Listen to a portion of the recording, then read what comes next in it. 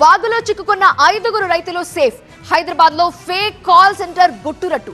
విడుదల రజని ఇవాళ విచారణకే హాజరవుతారా? ఇలాంటి మరిన్ని వార్తల్ని ఫటాఫట్ 30 సెకండ్స్ లో ఇప్పుడు చూసేద్దాం. తెలంగాణలో పలు జిల్లాల్లో భారీ వర్షాలు కురుస్తున్నాయి. చెరువులు, వాగులు, వంకలు పొంగి పొర్లుతున్నాయి. కామారెడ్డి జిల్లా సదాశివనగర్ మండలంలో వర్షాలు కుమ్మేస్తున్నాయి. అమరబండ్ల సమీపంలోని రాజగొండ వాగు ఉధృతంగా ప్రవహిస్తోంది. దీంతో ధర్మరావుపేట గ్రామ శివారులో వ్యవసాయ పనులకు వెళ్లి తిరిగి వస్తున్న 5గురు రైతులు వాగులో చిక్కుకోవడం భయాందోళనకు గురి చేసింది. అప్రమత్తమైన స్థానికులు అతి కష్టం మీద వారిని కాపాడారు. ట్రాక్టర్ సాయంతో 5గురు రైతుల్ని ఒడ్డుకు చేర్చడంతో అందరూ ఊపిరి పీల్చుకున్నారు. వానాకాలంలో ప్రతిసారి ఇలాంటి పరిస్థితులు ఏర్పడుతున్నాయని, వాగుపై వెంటనే బ్రిడ్జి నిర్మించాలని స్థానికులు డిమాండ్ చేస్తున్నారు.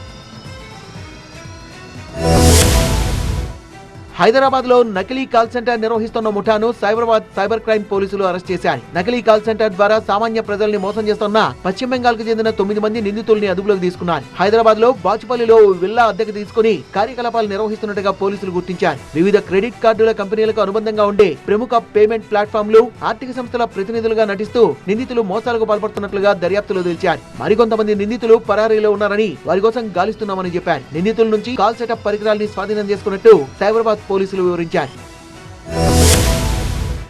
మాజీ మంత్రి విడుదల రజనికి పల్నాడు జిల్లా సత్తెనపల్లి పోలీసులు నోటీసులు ఇచ్చారు. మాజీ సీఎం జగన్ రెంటపాళ్ల పర్యటన సందర్భంగా నిబంధనల్ని ఉల్లంఘించి జన సమీకరణ చేయడంపై కేసు నమోదు కాగా, దీనికి సంబంధించి విడుదల రజనికి నోటీసులు ఇష్యూ చేశారు. ఇవాళ విచారణకు హాజరు కావాలని సూచించారు సత్తెనపల్లి పోలీసులు. గత నెల 18న సత్తెనపల్లిలో నిబంధనల్ని ఉల్లంఘించి బల ప్రదర్శన చేయడం, ప్రజల ఆస్తుల్ని ధ్వంసం చేయడంపై నమోదైన కేసులో 113 మందికి పోలీసులు నోటీసులు జారీ చేశారు. ఇందులో వైసీపీ నేతలు, కార్యకర్తలు, మద్దతుదారులు ఉన్నారు. కేసులో ఇప్పటికే వైసీపీ మాజీ ఎమ్మెల్యేలు పోలీసుల విచారణకు హాజరయ్యారు.